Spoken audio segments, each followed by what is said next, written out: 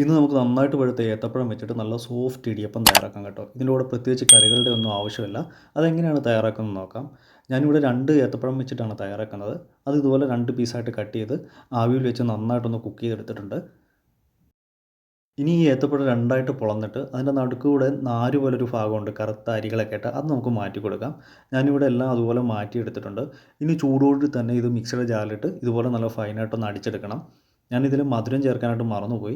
ഞാൻ 1 table spoon പഞ്ചസാര കൂടി ചേർത്തിട്ട് ഒന്നുകൂടി ഒന്ന് കറക്കി എടുക്കുന്നുണ്ട് കേട്ടോ. പഴം അടിച്ചെടുക്കുമ്പോൾ ഒട്ടും തന്നെ തരിയില്ലാതെ ഫൈനായിട്ട് തന്നെ അരച്ചെടുക്കാനായിട്ട് ശ്രദ്ധിക്കണം.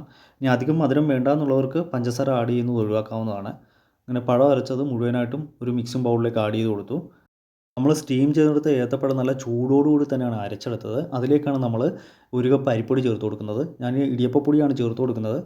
ഇതിലേക്ക് 1/2 ടീസ്പൂൺ ഉപ്പ് ചേർത്ത് കൊടുക്കാം.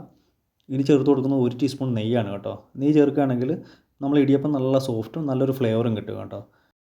ഇനി ഇത് കൈകൊണ്ട് നന്നായിട്ടൊന്ന് കുഴച്ചെടുക്കണം. സാധാരണ നമ്മൾ ഇടിയപ്പം തയ്യാറാക്കുമ്പോൾ നല്ല ചൂടുവെള്ളത്തിലാണ് പൊടിയിട്ട് കുഴച്ചെടുക്കുന്നത്. ഇവിടെ നമ്മൾ വെള്ളം ഒട്ടും തന്നെ ചേർക്കുന്നില്ല കേട്ടോ.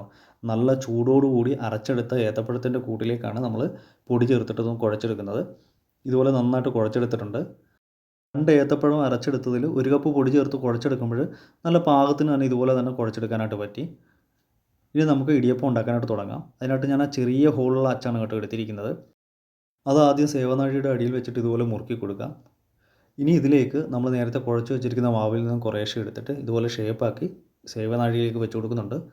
സേവനാഴിയുടെ 3/4 ഭാഗത്തോളം ഇതുപോലെ മാവ് നിറച്ച് കൊടുക്കുന്നുണ്ട്. ഇനി ഇതിലേക്ക് ഗ്യാപ്പിട്ട് മുറുക്കിയിട്ട് നമുക്ക് ഉണ്ടാക്കാനായിട്ട് തുടങ്ങാം. ഇവിടെ ഞാൻ വാഴയിലയിലാണ് ഇടിയപ്പം തയ്യാറാക്കുന്നത്. ചെറിയ പീസായിട്ട് കട്ട് ചെയ്ത വാഴയിലയിലേക്ക് ആദ്യം ഇതുപോലെ കുറച്ച് തേങ്ങാപ്പീര ഒന്ന് സ്പ്രെഡ് ചെയ്തിട്ട് കൊടുക്കുന്നുണ്ട്. ഇനി നമുക്ക് ഇടിയപ്പം വീശിയെടുക്കാം. ഇതുപോലെ ഞാൻ ചുറ്റിച്ചെടുക്കുകയാണ് ചെയ്യുന്നത്. ഒരുപാട് കനത്തിലല്ല, ഒരു ലെയർ ഒന്ന് ചുറ്റിച്ചെടുക്കുകയാണ് ചെയ്യുന്നത്. അല്ലാതെ ഇഡ്ഡലിത്തട്ടും വെച്ചിട്ടും നമുക്ക് ഇടിയപ്പം തയ്യാറാക്കിയെടുക്കാം. ഇതുപോലെ ബാക്കിയുള്ളതെല്ലാം നമ്മൾ വീശിയെടുത്തിട്ടുണ്ട്. ഇനി നമുക്ക് കുക്ക് ചെയ്യാനായിട്ട് തുടങ്ങാം. ഇഡ്ഡലി ചെമ്പിൽ നമ്മൾ വെള്ളം ചൂടാകാനായിട്ട് വെച്ചിരുന്നു. ചെറുതായിട്ട് ആവി വന്ന് തുടങ്ങുന്ന സമയത്ത് നമുക്ക് ഓരോ ഇലയായിട്ട് ഇതുപോലെ വെച്ചിട്ട് ഒന്ന് അറേഞ്ച് ചെയ്തെടുക്കാം. ഒരുപാട് അങ്ങ് മുകളിലായിട്ട് ഇങ്ങനെ അടുക്കി വെക്കരുത്. അങ്ങനെ ആകുമ്പോൾ നമ്മുടെ ഈ ഇടിയപ്പം ഉണ്ടല്ലോ അങ്ങ് പതുങ്ങി പോകാനുള്ള സാധ്യതയുണ്ട്. ഇനി മൂടി വെച്ചിട്ട് നമുക്ക് കുറച്ച് സമയം ഒന്ന് കുക്ക് ചെയ്തെടുക്കാം. വളരെ ഫാസ്റ്റായിട്ട് തന്നെ കുക്കായി കിട്ടും. നന്നായിട്ട് ആവി വന്നതിന് ശേഷം നമുക്കൊന്ന് തുറന്ന് നോക്കാം. നമ്മുടെ ഇടിയപ്പം ഇവിടെ കുക്കായിട്ടുണ്ട്. ഈ ഫ്ലെയിം ഓഫ് ചെയ്ത് കൊടുക്കാം. നല്ല സോഫ്റ്റായിട്ടുള്ള ഇടിയപ്പമാണ്. ഇതിപ്പോൾ നല്ല ചൂടുണ്ട്, എങ്കിലും ഞാൻ ഇതിൻ്റെ ഇലയൊന്ന് മാറ്റി ഒന്ന് കാണിച്ചു തരാം. കണ്ടില്ലേ, ഇതാണ് നമ്മുടെ ഇടിയപ്പം. നമ്മൾ ഏത്തപ്പഴം വെച്ച് തയ്യാറാക്കിയ ഇടിയപ്പമാണ്. ഇനി ഇതൊരു പാത്രത്തിലേക്ക് നമ്മൾ മാറ്റി കൊടുക്കുന്നുണ്ട്. വാഴയിലയിൽ തയ്യാറാക്കിയതുകൊണ്ട് തന്നെ നല്ലൊരു ഫ്ലേവറാണ് കേട്ടോ. നല്ല സോഫ്റ്റായിട്ടുള്ള ഇടിയപ്പമാണ്. ഇതിൻ്റെ കൂടെ പ്രത്യേകിച്ച് കറികളുടെ ഒന്നും ആവശ്യമില്ല. ഇനി വേണമെങ്കിൽ നമുക്ക് തേങ്ങാപ്പാൽ ഒഴിച്ചിട്ട് കഴിക്കാവുന്നതാണ്.